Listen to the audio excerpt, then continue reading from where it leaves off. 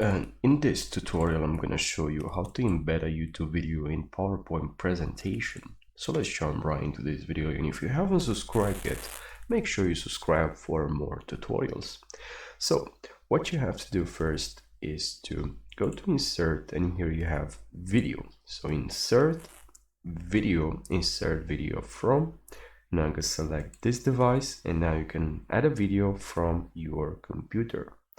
So select some OBS recordings here and select the video, and now I have the video. I can play the video, I can mute the video here and play the video, and if I go full screen in PowerPoint, I also have the video, I can play the video. So yeah, the video basically works without any problem.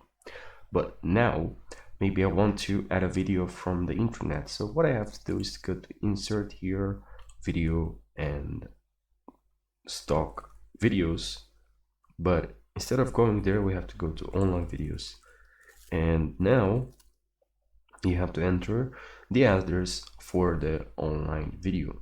So I'm gonna go to this video, which is my video. Guys, click on share, copy, then go here, paste and insert. Now just click on insert, and here we have my video. It's just gonna take some time to load. We can actually resize this, go full screen presentation mode. We can also press F5, and now the video will play.